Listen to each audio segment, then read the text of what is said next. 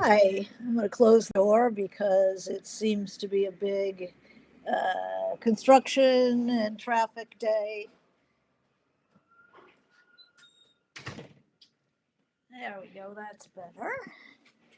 Well, welcome. This is Writing Wednesday, where I answer your.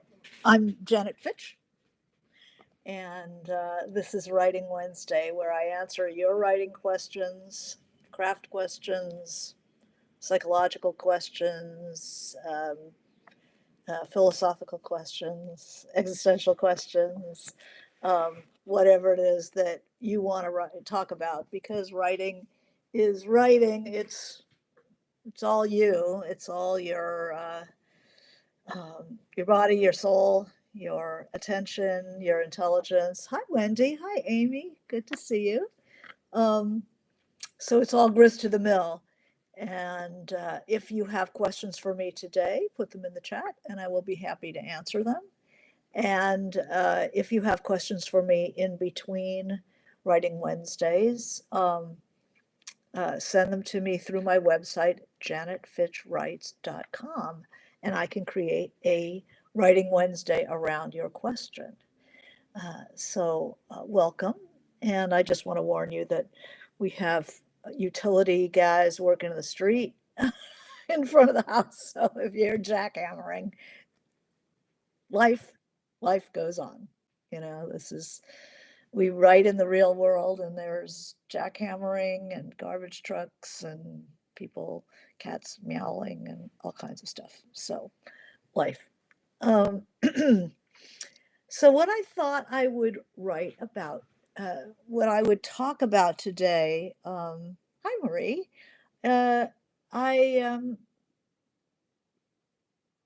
have been working on, as you maybe some of you know, I've been working on edits of a book, and I have been working on adding a character.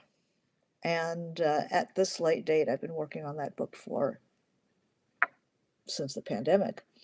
So adding a character now has, at first I balked, it's like, I, I just wanted to shorten it. I didn't want to add a character. But I saw the sense of it, and I'm giving it a try. And it brought up the question of sequential writing versus writing out of sequence. And one of the interesting things about editing is that you're still free, you're still creating the work. People think that editing is just copy editing. It's just getting in and polishing the sentences and, maybe cutting a few things here and there. But writing remains a creative act all the way until it's between hardcovers.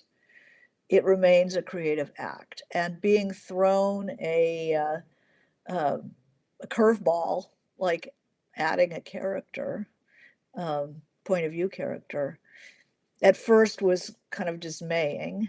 It's like, really? How can I do that? It's set up in my mind. Once you've got it set up in your mind, you've been working on it for a long time, where is the flexibility? How can you go in and break it open again? I've said everything I need to say. Now I'm just moving furniture. No, it remains a creative act until you are done, until you hand it in, until the editing process is done and it goes into copy editing. And that's a whole micro world of copy editing, where they notice that one character drives a gold Lincoln, 65 Lincoln, and then 300 pages later, a different character is driving the 65 Lincoln. Hi Sarah.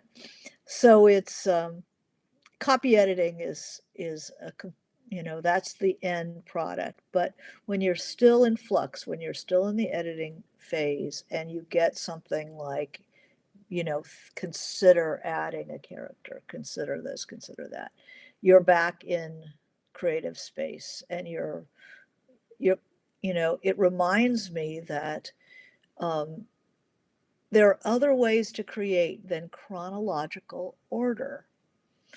Um, when I was writing my first book, my first, when I was writing White Oleander, there's first books and first books. Hi, Jill. Um, I did not have an order. I did not know what was going to happen. I did not know any sequencing of events. So what I did was I wrote anything I could see clearly. I wrote that scene or a chapter, whatever, usually a scene, and I threw it in a box. And then I wrote another scene, anything I could see from anywhere in the book, and threw it in a box. And after the box was full, I got a 3-ring binder. I love my 3-ring binders. There's some behind me right now. Whoop, this way. There. um, I love a 3-ring binder. So I took all those scenes out of the box and I had them 3-hole punch, or I did it, and put them in the binder and saw if I could get a flow to these sections, and one by one they went in the binder, and things like some of the first scenes that I had written past what had been a short story, which was the first 3 chapters of the book. I didn't know what order they would come in. And I just I remember the first scene that I really saw clearly in White Oleander after the opening of the book, the first 3 chapters, was my character dyeing her foster mother's hair in a bathroom. And I saw it very clearly. If you ever dyed somebody's hair, I used to dye my mother's hair or help her dye her hair in the bathroom. And it's very, very intimate. You're in there with the door closed, and it smells terrible, and they're, only partially dressed. Hi, Pat. They're partially dressed, and it's very intimate. And I wrote that scene, threw it in the box. Did not know where in the book it would come. And just scenes would come to me, and I'd write them and put them in the box. And then I sat with my 3-hole, putting the various scenes in the notebook. Does it go, does this group of scenes, this character, this home, hi, Swad, this group of scenes, do they come, which would come first, you know?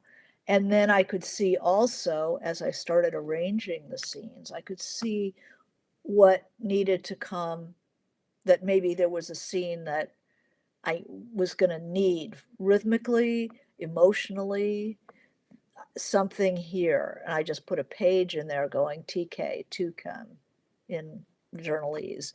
So something here. And then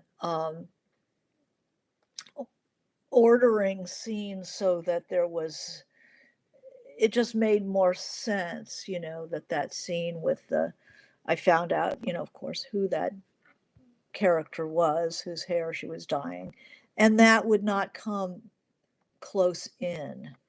I needed a sort of a place to land when my character, um, when my character's mother went to prison. Where does she land? And I had more of a feeling that she would land in a home with other children and trying to get used to the idea of being a foster kid, and progressing. Oh, okay, this home has, this is like her hope, this bright star, this one beautiful place. Um, I don't want that too close to the beginning. I want her to earn that. And then when that falls apart, what happens?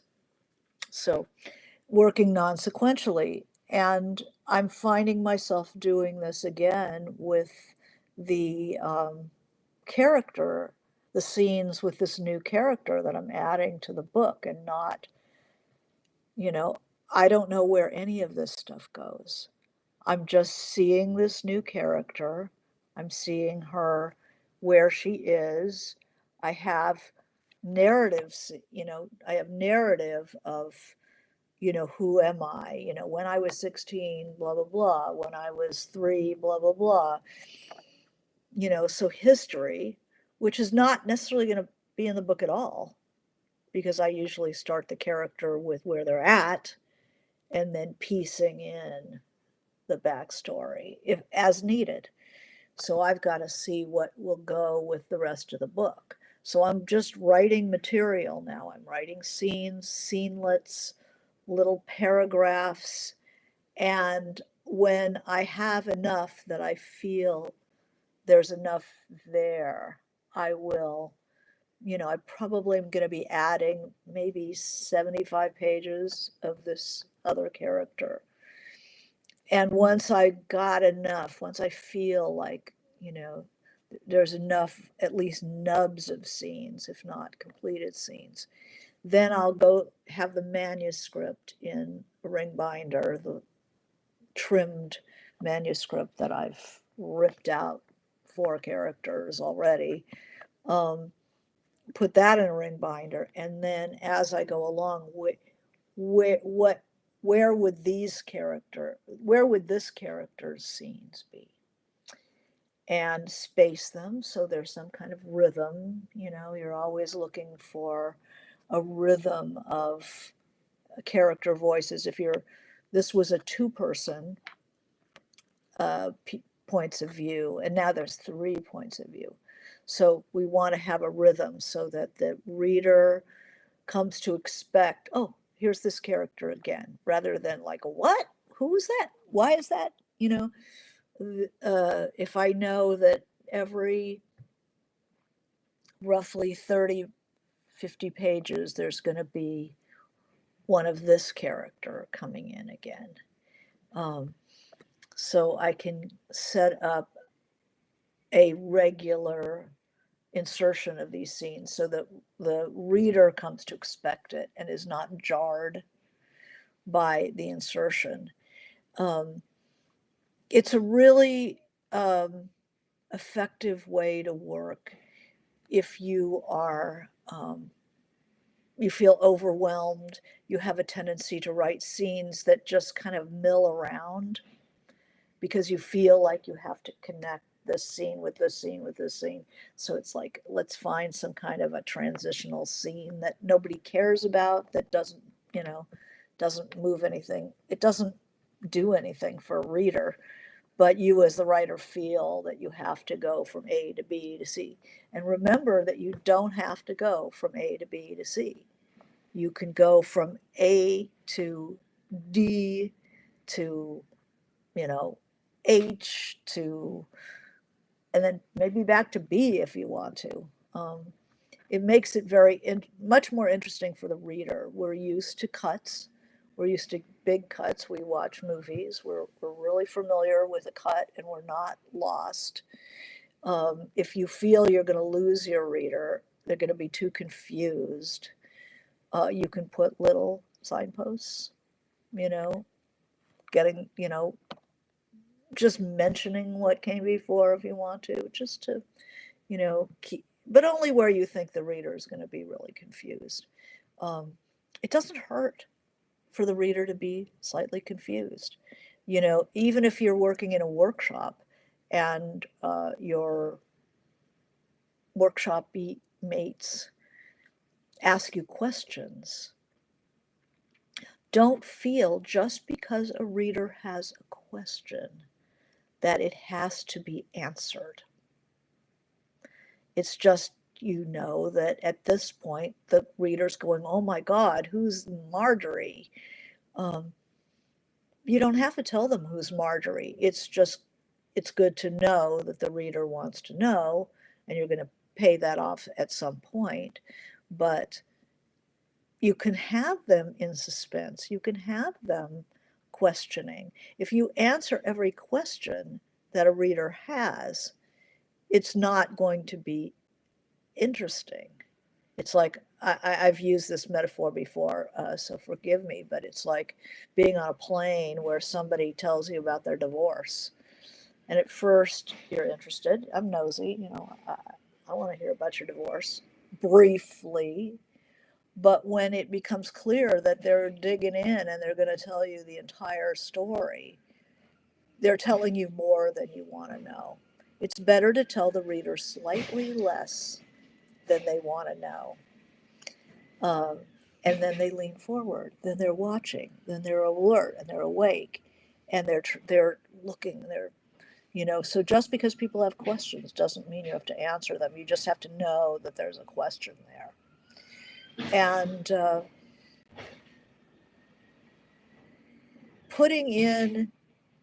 working non-sequentially. You can also write non-sequentially and order, chronologically later if you want to.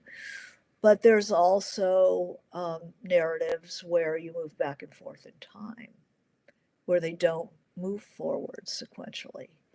And some of the most interesting books are written that way.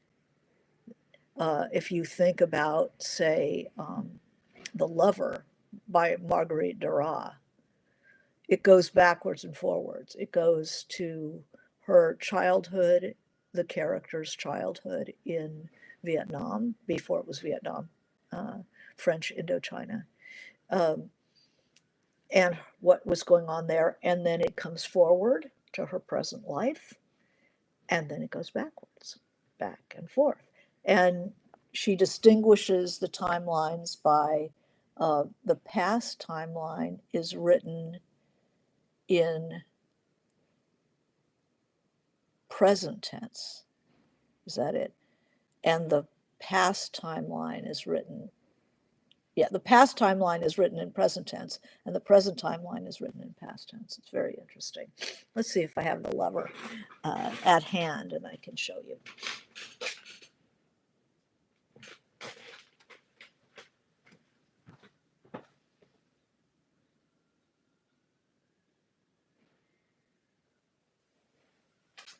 No, it doesn't pop off the shelf, so we'll have to try that another time. But think about books that you've read that move around in time. And when you're writing, you do not have to connect the dots. You can have dots and float them. You can figure out, how you like to juxtapose scenes, or put stuff out. You can put stuff out of order. You can write it out of order and then present it as chronology. So there's a lot of different ways to do this.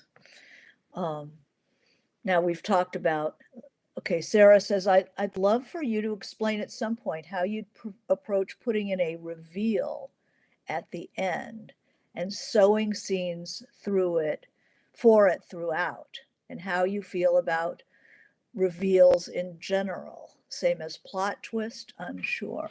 Okay, reveals. There's always going to be reveals, which is just people are going to learn something that pulls a lot of seemingly unrelated material together. Click. So you have to prepare for a reveal. You have to both prepare and misdirect. You're the magician, right?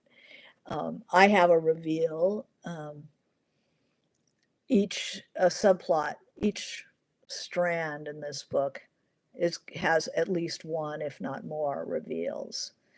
And the two most important things are you prepare for it, you prepare the reader psychologically for something that explains something you've set up. So if you have a character who flinches every time the door slams, then you reveal that there was a door slam and they got locked in and there was a fire and they, you know, barely escaped. So that it's like, oh, the reveal is this is why they're like that.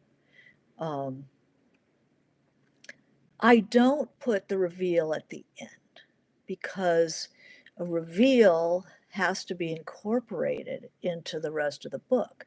There's when you learn, oh my God, my mother is my sister is actually my mother.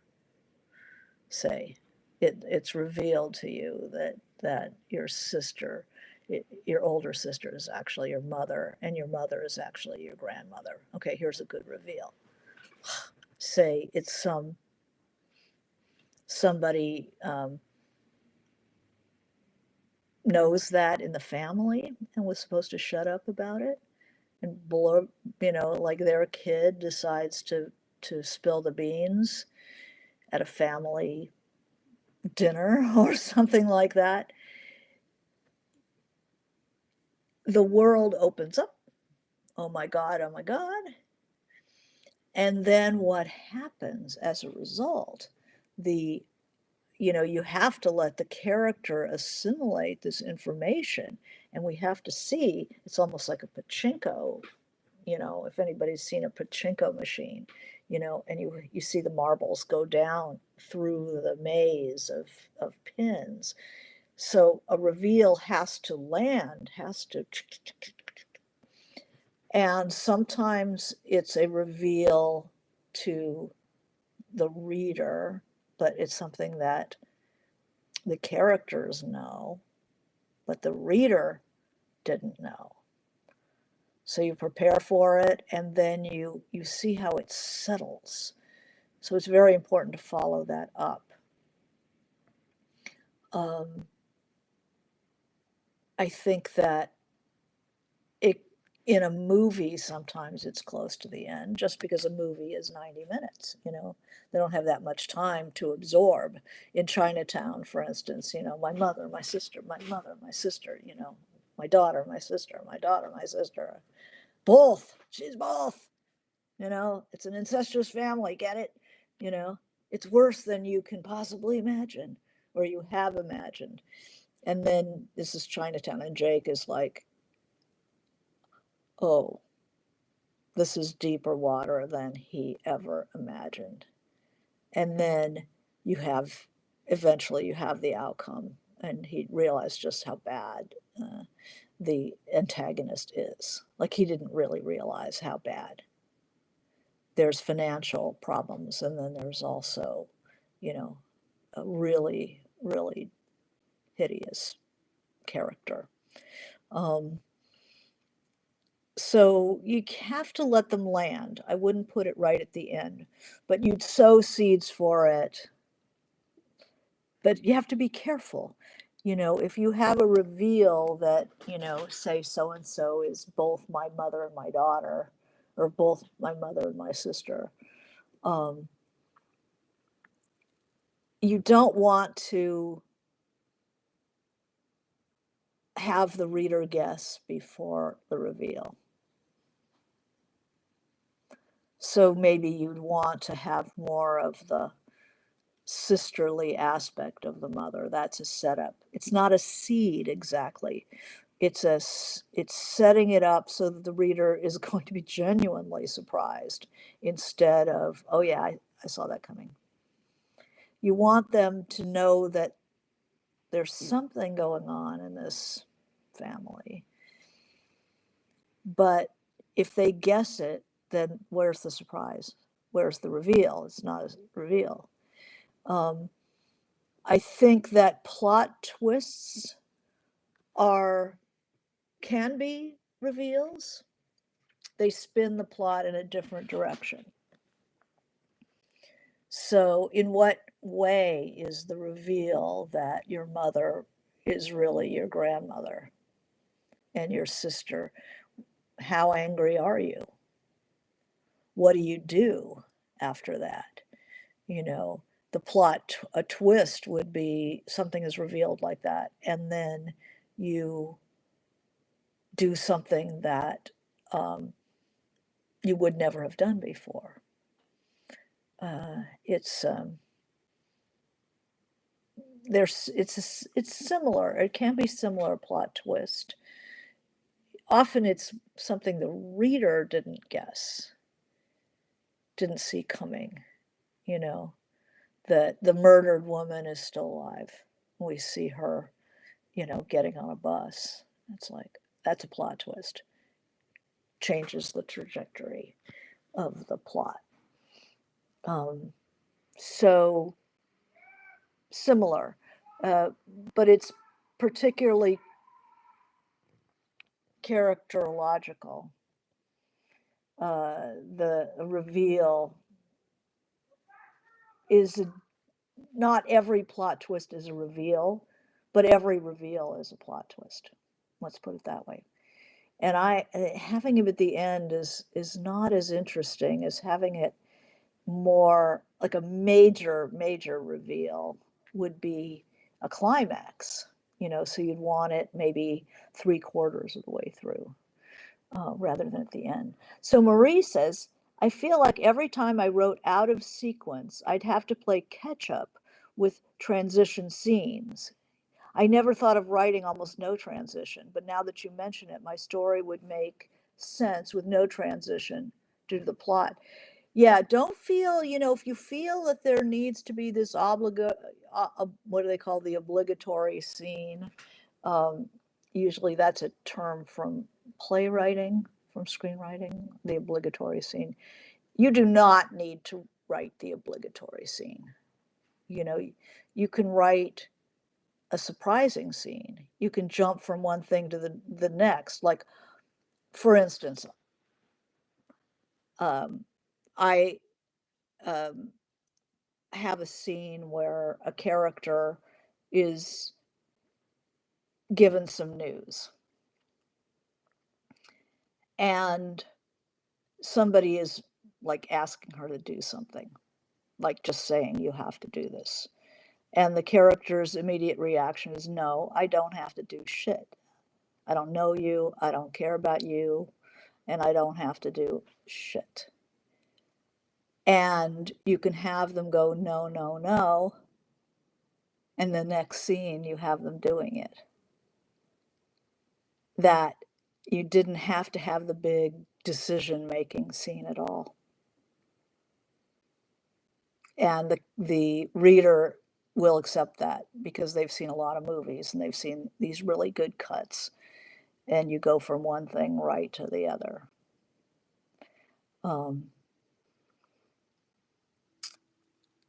Let's see. Marie says, yeah, no transition due to the plot. Wendy says, didn't remember that about the lover, the way it is told. It's not told in order. And Sarah says, likes the pachinko analogy. Oh, very good. Hi, Llewellyn. Good to see you. He was writing and got carried away. I do it all the time.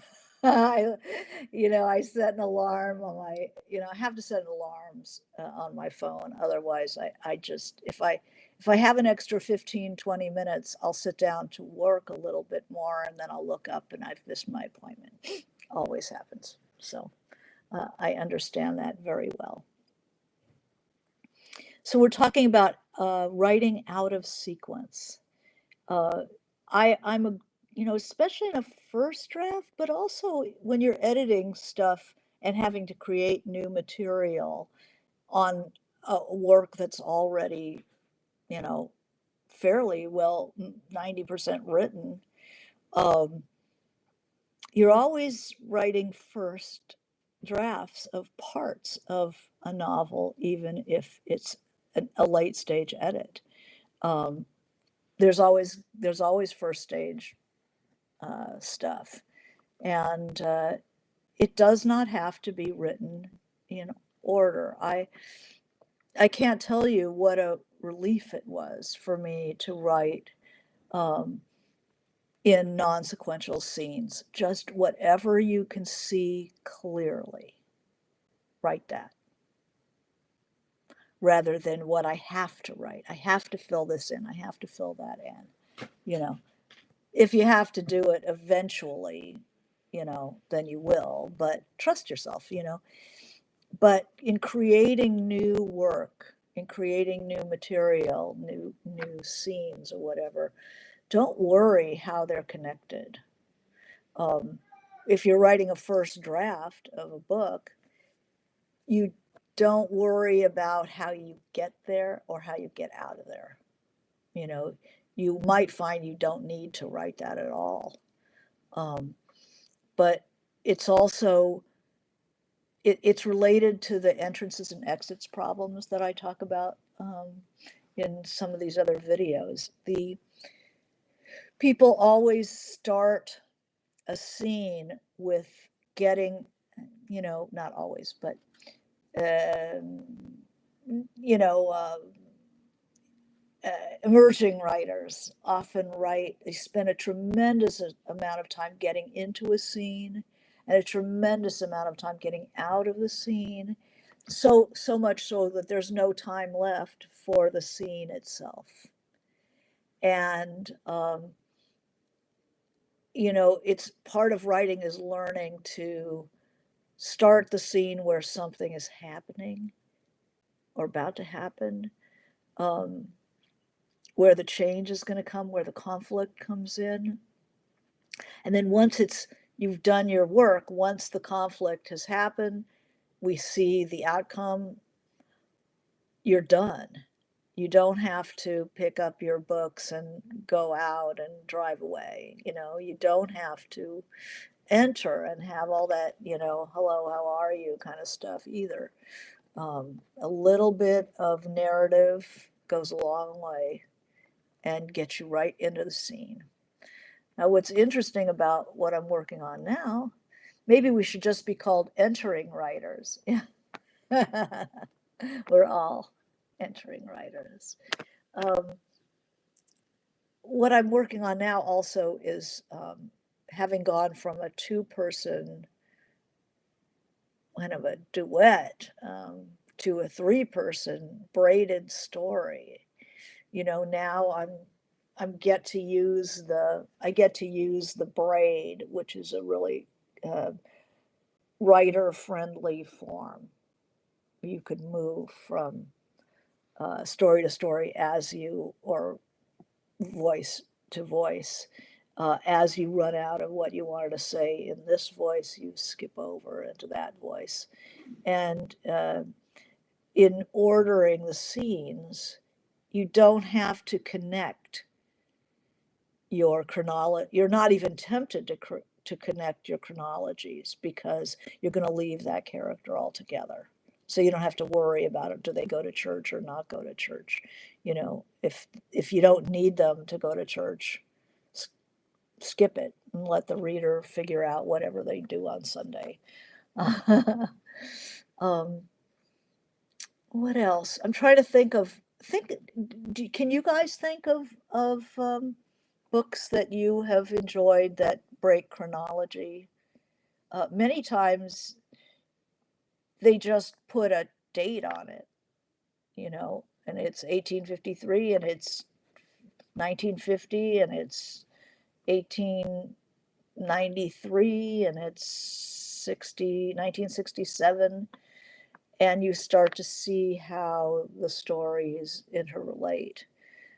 It becomes a judgment of what you want to layer. So your reader is taking in one layer of the story. What do you want on top of that? And now you have a blend. They have these two. are interacting in your reader's mind, and then you lay on another one. What do you want to layer in there? Or you can think of it as, I often think of it as a ride, like a Disneyland ride. The doors bang open, and what's next? Marie says Slaughterhouse Five is the first one that comes to mind. Yeah, that's a fantastic kind of lost in time narrative. That is a really good example. And someone asked me that her teenage boy is starting to read. It's very exciting in their house.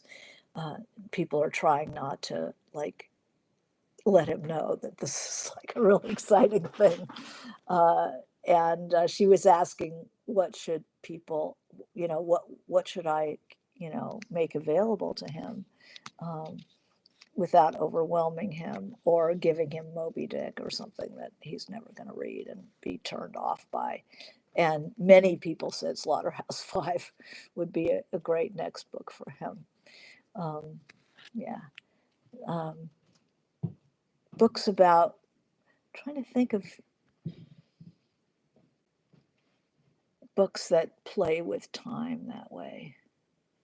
There's a wonderful book called The Travelers by Regina Porter that does a lot of moving around in time and is very carefully labels the time period so that we don't lose track. It even has like a little band at the bottom, with the various time frames that it deals with, and it enlarges the one that you're reading. So she that's a good book, and it really keeps track of the time, the various times. Sarah says, I read one recently with two timelines, same protagonist, a childhood point of view that was third person past tense, and the adult self was first person present tense. Oh, that's interesting, especially in that they were the same person. What book was that? Do you remember the title? I'd be interested in that.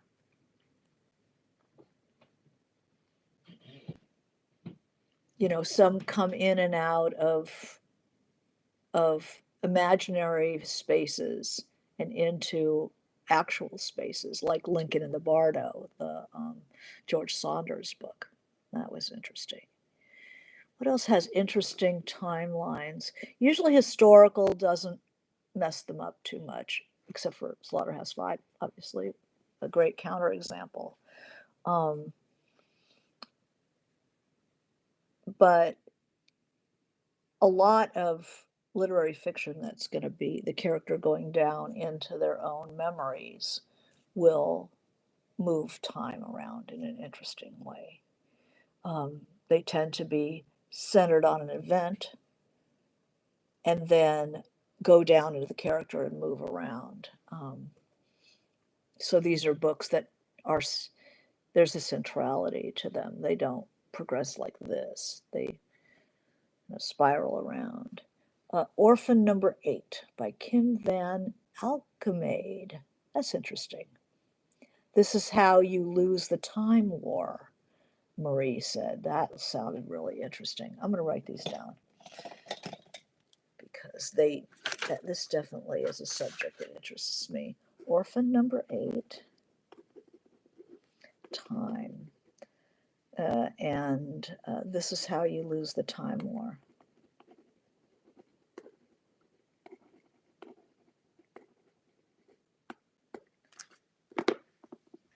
And then, Virginia Woolf moves around in time quite a bit.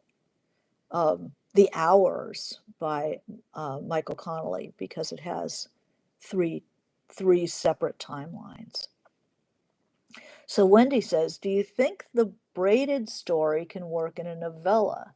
I think too many characters for the form, but maybe braiding could keep it from growing into a full-blown novel. I don't think you have the space for it, the braided story, in a novella. It's more 3 novellas would be a braided story, could be a braided story. But you have a book like The Sound and the Fury, which is not braided. It has 4 distinct voices that never braid. They just go 1, 2, 3, 4. But the characters are all the same. And there's one that goes way back in time. But the echo back and forth through the stories is really interesting. The 4 stories. If you have, yeah, Travelers is great. I'm glad, Wendy. I'm glad you liked it. Um, the echoes in Faulkner in that book, the time, Sound of the Fury, pretty amazing. What other? I'm trying to think of stories that go back and forth in time. I mean, usually these stories where there's what was going on in the past and what's going on in the present, and they braid together. I have a student who wrote a book called The Shadows of Pecan Hollow. That's a braiding past and present stories together. And then a story like Tinkers by Paul Harding, and he won the Pulitzer, I think, for the book. It's very small, and it's somebody who is in dementia and moves back and forth in time. There's a book by Kate Braverman, who was my mentor, wrote a book called The Incantation of Frida Kay. And these books start at the end of somebody's life. So somebody's dying. I love books like that. And then they are going back through their life. And Frida Kay is a wonderful book. The Incantation of Frida Kay is very beautiful.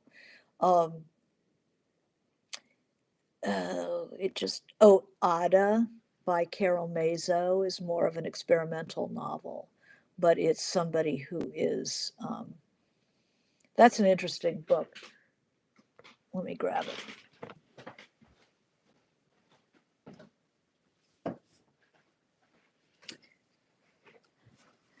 I think Carol Mazo is an experimental writer, but she writes in like single sentences like this. And it's very poetic. So you put the associations together in your mind. So one line might be from her teenage years, and then the next line will be about her early marriage, and you come to recognize the different characters and the refrains of the different parts, so you can identify what you're reading, which story you're reading. There are people like 3 husbands. We are making our way to the Midi. We don't even remember. I don't even remember who the we is. Café du Midi, in the middle of the day. Tell him you saw us. So who's speaking? We would know by now who was speaking. We walked on enchanted land together. Carlos doing an improvised flamenco. Offhand, overheard, remembered things, imaginary things. What the story was, if not the real story, well then, what the story was for me. Rain and Laventura in the gray afternoon. You are beautiful. So these are interlinked timelines dipped into in a person who's got cancer and is lying in a bed thinking about the various parts of her life and giving certain phrases that indicate this part of her life.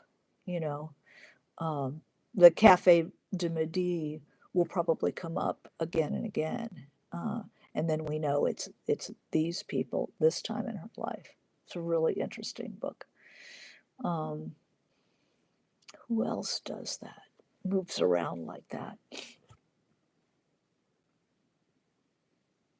Well, Joyce moves around in time all the time. I mean, all his characters, because they're very internal and they're remembering things all the time.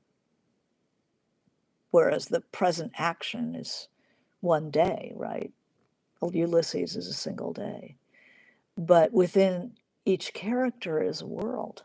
And the person can go into memory, and the person can be in the present with the people around them, and then go back and remember when that person screwed them, years ago.